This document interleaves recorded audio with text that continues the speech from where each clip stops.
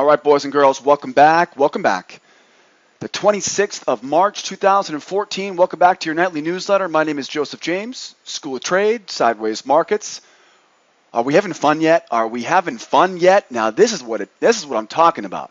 Tremendous amount of volatility, lots of volume, lots of opportunity. Guys, somebody pinch me right now because this is what dreams are made of for traders like us. So welcome back. Boy, if you're not having a good time in these markets right now, you got to come out and join us in the trade room tomorrow. We're doing an incredible job in the trade room right now, making money, having fun. It's just fun to be a trader right now. Want to remind you guys here, over on the blog here at Sideways Markets, we have a free pass for you to come out and join our trade room. And don't forget, if you're watching this video right now, anywhere else besides our blog, make sure that you join our newsletter list. That way you'll get an updated email from us every time we release our nightly newsletter. Let's jump right into it, guys. Success is not the key to happiness. Happiness is the key to success. You know what they say, guys? If you love what you do, you'll never work a day in your life. Boy, this is one of the reasons why I love being a trader. If you love what you do, you'll never work a day in your life. Guys, I'm having a good time. I hope you are too. It always helps me making money, though. Did you take my advice last night? Let's take a look at what happened today on the trades that we called last night. Now, below this video right now, you're going to see all the charts that go along with these trades. So we're going to follow along with these charts here in just a few moments.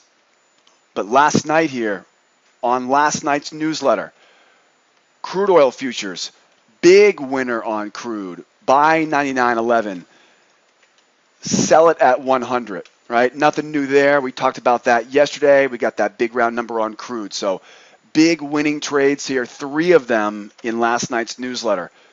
Crude oil trade, buying $1,000 per contract in profit. Gold, got a big winner, selling at $13.15, target at $13.04, over $1,000 per contract on gold. And of course, Mini Russell, a monster winner, selling at 83.2, target at 55. That's over $2,000 in profit per contract. Guys, don't take my word for it. Scroll on down, check out the charts, go back and watch yesterday's newsletter. You'll see what I'm talking about. I gave you guys specific information. Now, see, on a CNBC, they'll say, I'm bearish, I'm bullish, whatever. Here at School of Trade, we give you exact entries and exact exits, right? So unlike on a television show where someone's bullish on gold, well, good for you, you're bullish on gold. How about you give me an exact entry and exact exit? See, that's the difference between us and the rest. So last night's newsletter, I gave you exact entry points, exact targets on 3 different markets, and all 3 of them earned you over $1,000 per contract today. Pretty impressive. Let's keep going. We got more to do. The markets today. Crude oil, another range-bound day. I talked about this last night. We continue to go up and down around this big round number of 100. Today we had a pretty typical range on crude and a closing print just above that 100 big round number. Very surprising. We got a late bullish move on crude after inventories came out today. Kind of a strange little situation end of the session today on crude. I was expecting it to drop down around 99 end of the day today, but Obama was yapping his gums about sanctions in the Crimea region for Russia. And so I'm assuming that's what caused that little bit of spike up for crude traders today. But bottom line is, though, I'm not buying into this bullish move yet. I'm going to wait here, and we'll talk a little bit more about the charts in just a moment. On gold, so we're looking range-bound on crude right now. I'll show you guys charts in just a moment. Gold, sellers in control today. I warned you guys about this last night. I warned you. Don't say I didn't warn you. We talked about this 24 hours ago. I said we've broken the key moving averages, and then it was funny because today it was all in the headlines. Yeah, you guys are late out there at Bloomberg. Bloomberg and CNBC was about 12, 16 hours late. We talked about that last night. You guys were ahead of it. If you were listening to our newsletter last night, you were poised to get short on gold. So good for you if you grabbed that short on gold. We knew it was coming. The rest of the world found out about it today. Mini Russell. Here was the big mover today. Sellers in complete control right now on the Russell. Now, don't freak out right now, you equity traders. I'm going to show you guys a chart here tonight. We still have some more room to pull back. The way that I see this is the big money boys and girls out there are going to be buying these lows in just a few days. Hold on tight. We're going to look at the Russell charts in a moment. But guys, 350 ticks of range today. 350. We had 308 yesterday, 350 today. Are you kidding me, Russell? That's what I'm talking about. Made some great money today on the Russell this afternoon, selling short, down almost a full 2%. Moving over 350 ticks today on the Russell. So still range bound on crude. I'm not buying into that bullish move yet. We'll talk more about that. Gold, I am bearish on gold right now. And Russell, I am still bearish on Russell here right now. So range bound on crude and then bearish on gold and Russell. I'm going to back that up here, so stick around. Don't go leaving me yet. What is that doing on my screen here? Get off my screen. Let's keep going. News today. We really didn't have a lot, but we did have what was very important. So only had 2 news reports today, 8:30 a.m. durable goods orders and crude oil inventory. Now, we had some very high hopes today from durable goods orders. The headline number came out beating expectations, but once you deducted the autos and once you stripped away the aircraft, aluminum, sheet metal, it did not support a rebound in the manufacturing sector. If you remember, we've been having this very disappointing manufacturing sector since the beginning of the year because of all the bad weather. We've been waiting patiently to see if that manufacturing sector was going to get a shot in the arm here by some rebounding news reports. This was not it. But again, if you just read the headline number, you would have thought it did support a rebound. But no, if you dig into it though, you'll notice it did not support a rebound of the manufacturing number. Now, this was pretty interesting today. These sellers today, the buyers completely shrugged off this report at 10:30, which was pretty amazing. If you remember last night, we talked about the API number came out with a build in inventories. And then we talked about how we were going to be pairing today. If we saw another build in inventories today, we'd be probably looking at a short selling opportunity on crude. But that didn't come. Now, today, we saw inventories that were the highest levels since November 2013. So why did we end up closing higher today on crude? Go back and listen to last night's newsletter. What did I say was going to be the most important aspect today? Demand, right? Because the demand number, that told me if I even need to care about the inventory number. And we saw demand numbers were higher today on crude. In all reality, guys, I think the lack of demand, I think would have sent this thing tumbling today. Since we got stronger demand, I think the higher inventories were kind of canceled out. But I have a feeling, though, that end of the day rally was based on President Obama talking about the additional sanctions for Russia. So this little soap opera between Crimea, Russia, Ukraine, the U.S., the EU, it's heating up here right now. So again, we got manufacturing pushing prices lower on crude. We got the issue in Russia pushing prices higher on crude. It's never a dull moment when we're trading crude oil inventories. I am still neutral on crude right now until we get away from this big round number of 100. This day in history, finishing up what happened today, March 26th, 1945, the Battle of Iwo Jima ended after 35 days, 22,000 Japanese killed, and 4,500 U.S. Military killed. And the amazing part was, this was all over an island that was soon found out to be pretty much worthless to the U.S. military, right? The island of Iwo Jima, they were planning on making it a military kind of launching point, right, for our war against the Japanese. And boy, thank goodness those days are over. I couldn't think of a culture, of a country, of a society that I love more than the Japanese. If you've never been to Japan, you must. I mean, it's the cleanest thing in the world. I mean, and what I loved about it the most last time I was in Tokyo was as you were walking through the airport, you could literally hear a pin drop. Now you go a little bit further to China, And now you can barely hear yourself think in the airport. It's incredible, the different worlds that make up Asia. You got to check out Japan. But really glad that we're not fighting with the Japanese anymore, because I personally really enjoyed being there, and I love the culture there. So, and who doesn't love some good sushi?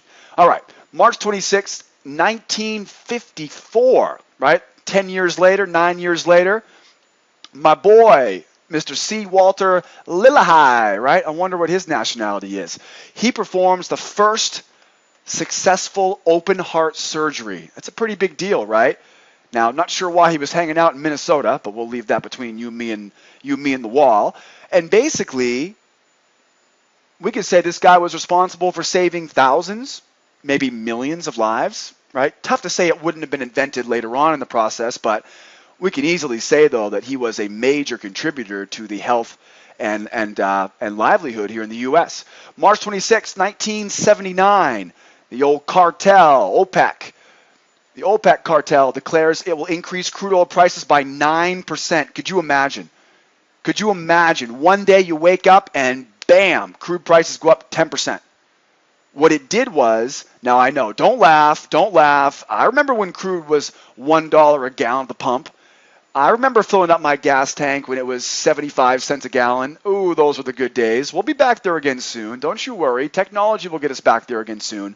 But this ignited a massive global inflationary period that lasted more than half a decade. So pretty remarkable. And it doesn't sound like very much, but imagine the price of crude oil at the gas tank, at the gas pump, going from $4 a gallon to almost $5 a gallon. That's going to be a pretty big jump overnight. So pretty incredible. This day in history. Now that we know what happened today, let's talk about what's on the schedule for tomorrow. News for tomorrow. We got a lot more big news coming out. I told you guys this is going to be an exciting week, and it is living up to its expectations. We begin tomorrow morning bright and early, 5:30 a.m. Out of Great Britain, we've got retail sales. This is a Red Star News report. This is a very important news report tomorrow, and for more than just a few reasons. First of all, the reason why this is a very important report is because we've recently seen an uptick in the economy, in the consumer confidence, in the spending, in the investment. It's been very bullish in Europe the past few weeks. It looks like Draghi and crew over there may have just figured this thing out here. They're starting to bubble up here, and we're starting to see some good results in Europe. They've really had a hard time with that economy over the past year and a half, 2 years, and of course the euro has just been pummeled because of it. So I'm bullish here on the retail sales tomorrow morning. I'm rooting them on. I can't wait to see that be a nice bullish number. I would love to see the Europeans get a big break right now. But really, the big thing, though, is, here's the big thing. I want all my members of School of Trade to remember what has the typical scenario been at the opening bell recently? High volume and high ATR. Now, if you're not a member of mine right now, you don't know what I'm talking about. But members, that's been a spoiler for us, hasn't it? Right? What's been happening? News out of Europe, news out of Asia has been so important and so impactful. By the time we get to the U.S. session, everyone's asleep. They're all exhausted. So tomorrow morning, check that volume. If we are above 20,000 on crude, 50,000 on gold, 5,000 on Russell, right? You know what I'm talking about. We do it every morning in the trade room.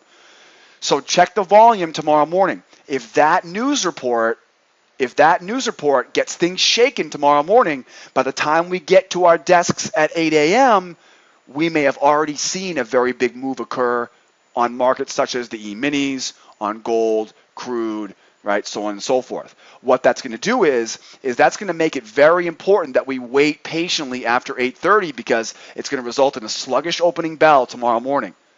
All right, don't say I didn't warn you. Members, be on the lookout tomorrow morning. Check that volume, check that ATR tomorrow at 8 o'clock. If it's higher than average, beware. Now, 8:30 tomorrow morning, we got 2 Red Star News events. We've got your typical jobless claims, which are always every Thursday, and then we got GDP, which is, of course, every month. Right? So the last Thursday of every month, we've got GDP. 2 Red Star news events. Why is that important? Why should you care? Red Star news is the most important news we get outside of non-farm payrolls and FOMC. It's going to mean more people, more volume, more volatility, and more opportunity tomorrow morning following 8:30. Then we get a minor report in the pending home sales. The housing market is on red alert right now. We're waiting to see if that big drop at the beginning of the year is going to rebound here. Now, if you remember, yesterday we saw the new home sales tick up. Are we going to see the pending home sales? Remember, all the realtors, they've been blaming the bad weather, right, in 2014. So we're going to see what happens tomorrow at 10 o'clock. And then 10:30, I'm not much of a natty gas trader myself personally. It's just a little bit too volatile, the margin's too much, and you just don't get enough liquidity for a new trader. And of course, my number one priority is to make your job easy as a new trader. So I wouldn't recommend beginner traders look at natural gas, although every Thursday it's a little party for the nat gas traders because you got Thursday's nat gas inventories. So I'll let you guys work on that for tomorrow for nat gas. If we have any natty gas traders out there, be ready. Tomorrow is the first day of Hanukkah for all you nat gas traders. And then guys, check the calendar. We are a hop, skip, and a jump away from the 31st of March. Oof, it gives me goosebumps just thinking about it. Now, why is that important? Well, you may or may not have heard me say this, but the end of March, the last few weeks of March, starting with last week's quadruple witching, is historically the most difficult time of the year. Why? Why is March the worst time of the year? Not the whole month of March, just the 3rd and 4th week. Well, it's the end of the first quarter. Now, I want you to think about all the different things that are going on at the end of the first quarter. First of all, it's tax season. Humbug, right? Who wants to pay taxes? Second of all, I had a New Year's resolution to lose 20 pounds, and I blew it, right? So New Year's resolutions are on the mend, right? I never got to that goal I was trying to get. What else? The kids are out of school. Oh, my goodness, right? That's what's packing the beach out front of my office right now. All those spring breakers with their fun and their alcohol. Yeah, I know, I'm just jealous. So we got tax season. We got New Year's resolutions. We got spring breakers, right? Think about all the stuff. And then you want one more? Daylight savings time. Yeah, if you weren't paying attention, they haven't even changed their clocks back in Europe yet. Yeah, it's not until the 30th that the Europeans push their clocks forward. So we are all over the place here at the end of the month of March. Personally, I believe that this time of the year is when all the breaks get, right? The record skips, all the resolutions have failed, it's tax season, I don't want to pay the tax man, spring break is distracting parents, right? And of course, traders are people got kids go on spring break. And then you got daylight savings time. Daylight savings time is going to throw you off about a week, right? Remember what happened 2 weeks ago when you changed the clocks forward and you felt like dog crap for 2 days? That's going to happen again at the end of the month. So all of these factors come together and wham, we get the end of the quarter. On top of everything else, now every new asset manager needs to report numbers. Put yourself in their position. You're a brand new company. You're trying your best to acquire capital, right? So so JJ's hedge fund is a brand new fund. We've got very little money under management. I must do a great job in the first quarter because at the end of the first quarter, I'm going to use those numbers to go solicit more accounts under management. If I miss my numbers the first quarter, I am toast the rest of the year. I might as well get a job at Dunkin' Donuts, right? I mean, seriously. So the end of the first quarter is so important to money managers, asset managers, anybody who's trying to pad their numbers so they can actually get some more money under management for the rest of the year. So it's pretty darn important, end of the quarter, end of the first month. The month of March is a month that is very, very interesting, and we haven't even seen the tip of the iceberg yet, I don't think. Lots of volume, lots of volatility. So looking tomorrow at the news reports tomorrow, we've got 8:30 news, we've got 10 o'clock news, 10:30 news, and then we're going right into the weekend. We got The 31st is next Monday. That is going to be a roller coaster. I cannot wait for next Monday. I'm going to go blindfolded in the trade room next Monday. It's going to be a roller coaster ride. So get ready for another month here. Let's keep moving. Trading opportunities for tomorrow. Let's grab some charts. This is what you were waiting for, boys and girls. Now, here was the trade that we called last night on Crude. I told you I would prove this to you. Don't take my word for it. Go back and watch the video. You got to use these guys. I'm not doing this for my health, although it probably does make me a little more healthy. Let's see here. I wanted to buy that low. Last night, I gave you guys the exact area, buying 99.11s, profit off at 100. This trade earned you over $1,000 per contract today. 10 contracts, you made 10 grand on that one trade. One trade. Okay, that was Crude today. Now, let's get ready for tomorrow. First of all, here's what happened today.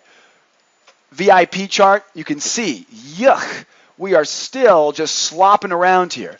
Now, the volume today ended right below 100. So I'm not buying into this bullish move at the end of the day today. Inside day, neutral, closing near the highs, that was bullish. Volume in the middle, that's neutral. 2-day range is sideways, that's neutral. But here's a pretty big clue. We got a pretty narrow range. Now, Crude likes to do about 120 to 150 ticks. So we just got in the lower end of that average range. So relatively narrow, not incredibly narrow, but I want to remind you that when we see a narrow range today, we oftentimes see a wider range tomorrow. Big numbers for tomorrow. A opening print above, I'm looking for buys, above 139. Opening print below 99.48, I'm looking for sells. All right? Opening print tomorrow. Remember, this is my crude oil VIP chart. Opening bell tomorrow is at 9 a.m. So at 9 a.m. tomorrow, if that first print is above 139, I'm bullish and looking for a buy. Bearish below 99.48. And again, with the volume being in the middle here, it's one of the big reasons why I'm not buying into this whole bullishness that we saw at the end of the day today. Take a look here at the other chart, though. Moving forward, here's my 89 anchor. You can see we're still stuck in the mud right around the 100. You would think this was the same chart we saw last night. It looks pretty darn similar, and it is. We're right around the same area that we were this time yesterday. Looking at the further anchor chart here, you can see I've got some selling opportunities overhead. 183, 103.07, right? So easy opportunities there to sell.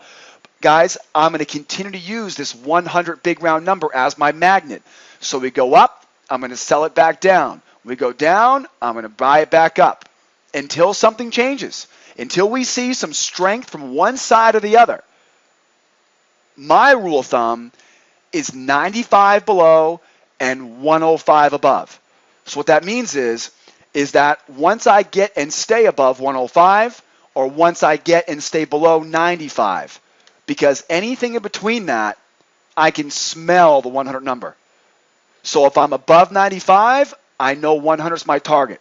Above 95 or below 105, I know that 100 is my target because I can see it. And human beings just love that big, juicy, right, 4-0 big round number of 100. It's the granddaddy of all round numbers.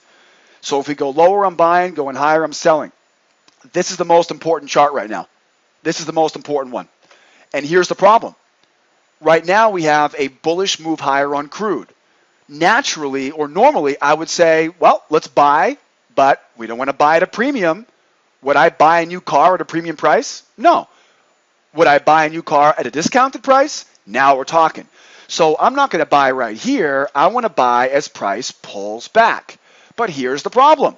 If I do that, now I'm buying, now I'm buying at 100 even. So the idea is pretty simple, and this is always the same idea we always use. Wait for a pullback so I can buy at a discount. I want to buy here at 99, 97, but here's the problem, folks. I'm worried now we're going to try and fail, try and then explore prices to the downside. So right now, I'm speculating for a buy at 99, 97, but I'm not quite convinced about it yet. Today was a bit of an oddball day. I would have expected prices to go lower because of that inventory report. But at the end of the day, though, we heard from Obama and these new sanctions, so I'm going to wait here to see what happens tomorrow. The worst case scenario, guys, is I can look for a short selling opportunity to use 100 as a target. If it happens to slip and fall, I'll buy this support and use 100 as a target. So I'm a little bit concerned about buying here, but I would have no problem buying the 99.74, buying the trend line or the 99.33, right? So on and so forth. So all of these are easy opportunities, but remember, I want to be a buyer below 100, use it as a magnet, and a seller above 100. I don't want to be trading right here. Not where I want to be trading. It's just like trading at the open of the day, right? It's going to be a magnet. So that's your crude, right? That's your crude. Don't say I didn't warn you there, guys, about crude. Great trades today on crude, and we're ready for tomorrow. Little bit sitting on hands here on crude until we see what happens tomorrow. Talking about gold here. The trade on gold last night, monster. Now, last night on gold, again, don't take my word for it, guys. I gave you guys specific instructions exactly where to sell. Remember, you turn on the television set to CNBC and they say, I'm bearish on gold. Really, you're bearish. How about some more specifics, right? How about some specifics? That's the difference between a professional trader and a commentator on CNBC. That's right, I'm cutting for you guys at CNBC. I know, I'm kidding with you. But anyways, very important though. Gave you specific information last night as well as specific targets. I told you where to get in, I told you where to get out, earning over $1,000 per contract, 10-point move on gold.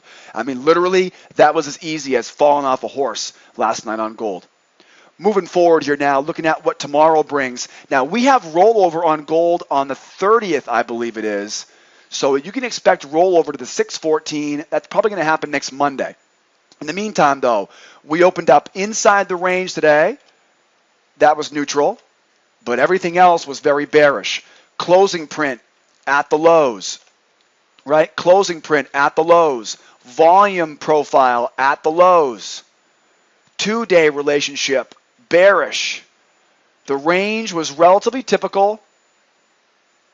I'm looking for a bullish move tomorrow with an opening print above 1314.5. I'm looking for a bearish move tomorrow with an opening print below 1300.9.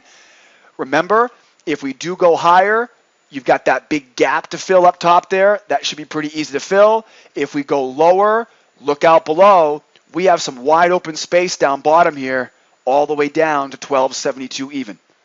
So we have a monster drop waiting for us here on gold if we can get this fuse lit to the downside. Moving forward here, now this is again very similar to what you saw last night on gold. And you might be wondering right now, how did you know the price is going to drop? Well, first of all, I didn't know anything. All I can do is make assumptions based on what I'm seeing right now. And my 13 years experience, that definitely lends a little bit of credibility to our assumptions. So last night, my exact words were, we have officially broken through this key level of support. So my exact words were, now that we're through that key level of support, it's going to be just a little bit of a push to get this price to go down to this 1287. We're not quite there to 1287 yet. But I want you to see here, though, on these anchor charts. Now, this is an important one. This is a long-term bullish channel. Now, check this out. Moving averages now. I've got my short-term moving average below my long-term moving average. If you're a member of mine, you should know what I'm talking about, guys. We're below the key moving averages. We've broken out of the channel. Now, members, what do we always talk about when it comes to a channel break? You can't just take the actual channel itself. What do? You use the low, right? You use that last swing low. So this was the proof in the pudding here now. We broke through the channel low, broke through the support below the channel. Now, guys, it could be a bloodbath here real soon. I have a target for you selling short at 86.5, 87 even. Okay, I would choose to use 86.5, 87 even as a good target, right? So 87 would be higher, I guess, so use that first. but we are looking bearish here on gold. And then this is the most important chart for you gold traders tonight. Lower lows, lower highs. We are moving lower right now. I got a bearish channel. We're below all the key moving averages. I've got red bearish clouds. This looks like we should be selling. Now, we don't want to sell at a discount, do we? Right? If I want to sell my car, do I want to sell my car to you at a discount or at a premium? No, I want to sell at a premium. I want to buy a car at a discount. I want to sell my car to you at a premium. So what am I going to do here? I'm going to wait. This is the test of a true professional. A true professional knows to be patient because we've all heard this before. You make your money where you buy. You make your money where you sell. So we need to remember it's so important that we sell at a premium. That way the odds are in our favor that this price now collapses and tumbles down to my targets here. So I've got sell zones here at 1310 to 1308, 1315 to 1313.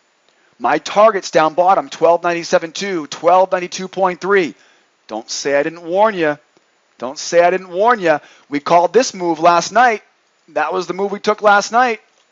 And if you remember, we talked about this on Monday, right, 2 days ago, that final profit target at 1301.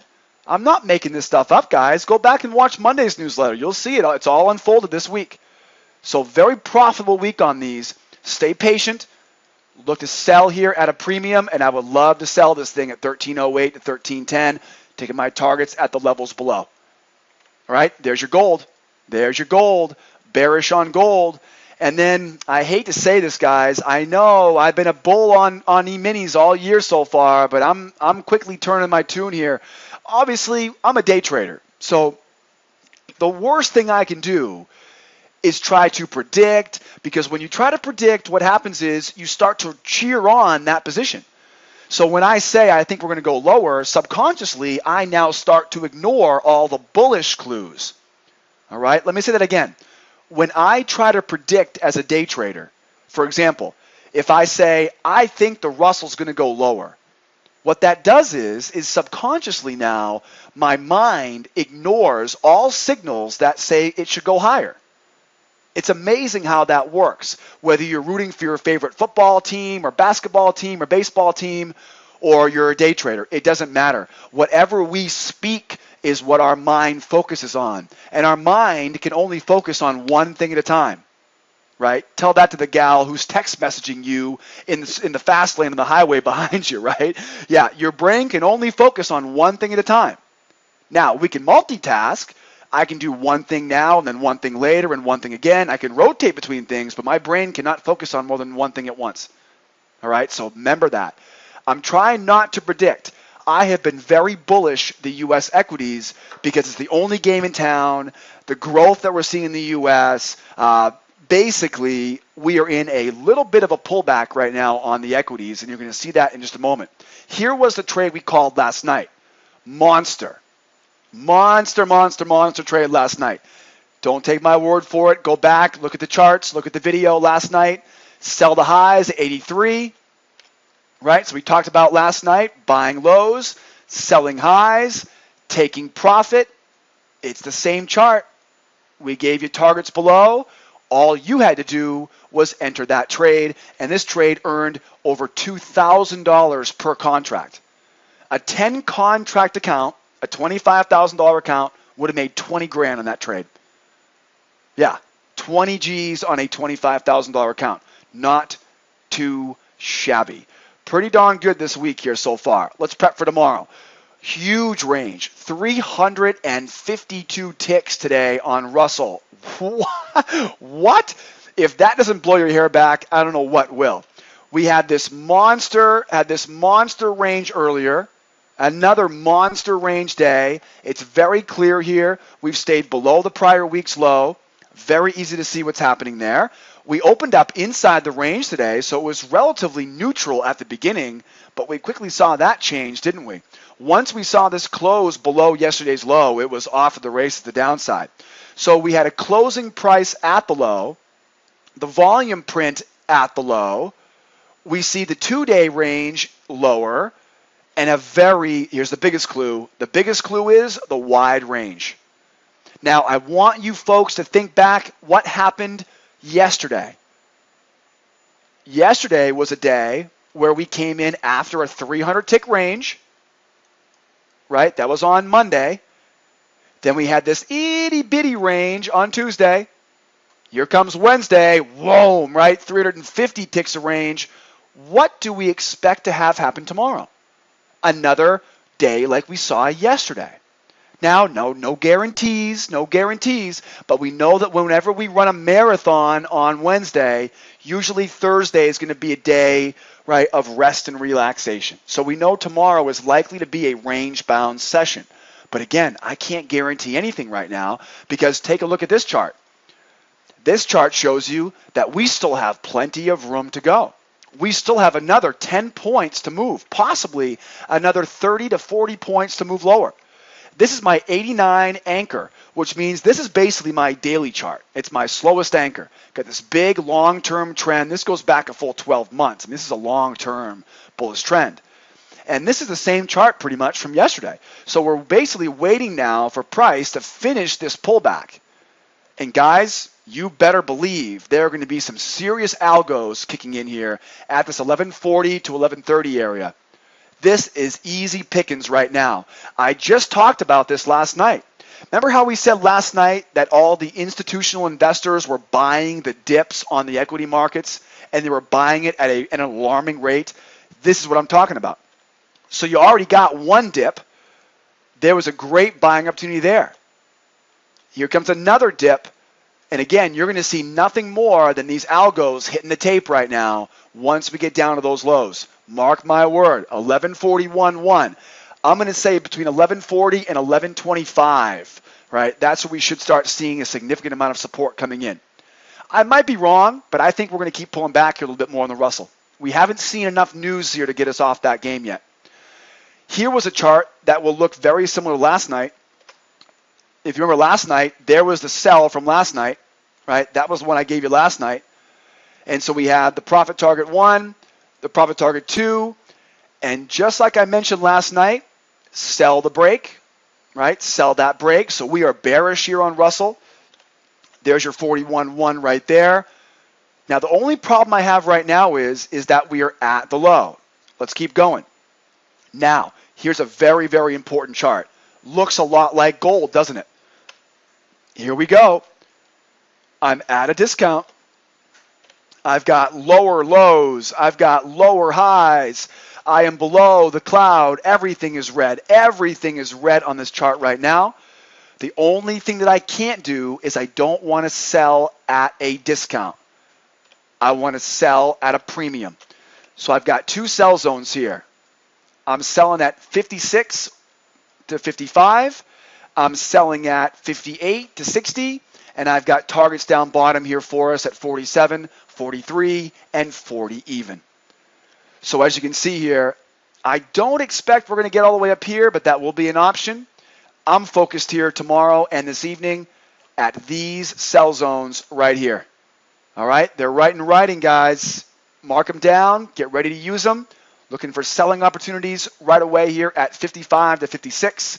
And then again, we'll watch it as it goes lower and take our profit targets accordingly. All right, guys? So don't say I didn't warn you. Bearish on the Russell, bearish on the gold. I'm still a little bit, I'm not fully convinced on that black gold, the Texas T, the crude oil futures. I'm not quite convinced on that yet. I want to see tomorrow what the opening bell looks like for tomorrow. But guys, another fantastic day in our trade room. Members are making money. I love it when our members make money in the trade room because that's the big rush. That's why I do what I do. Guys, I hope you guys found value in this. I hope you learned a little bit. I hope you earned a little bit. Don't forget to send this to a friend, right? Don't keep all this good stuff to yourself, guys. Send this out to a friend. Share it with a friend. And don't forget, when you go over to our website over here at SchoolofTrade.com, join the nightly newsletter. Make sure you're on the nightly newsletter list. That way you get all this good stuff. And then while you're on the website, don't forget to register for our free trial. Our free trial membership is the best in the business. You're going to learn more on our free trial than you will for thousands of dollars elsewhere. You owe it to yourself to give it a try. All I need is your name and your email address, and I'll invite you to come out into our live trade room and participate on your trial. We offer 3 levels of membership, lifetime membership to School of Trade. I don't need to keep telling you more about this. Head to the website, check it out, call us here in the office. Don't forget to join the newsletter, and we will see you boys and girls tomorrow for a Thirsty Thursday edition of our nightly newsletter. Signing off now from our corporate headquarters in Los Angeles, California. My name is Joseph. You guys have a fantastic evening. Remember to learn this stuff so you can remember this stuff. We'll see you tomorrow. Adios, amigos. Bye-bye for now.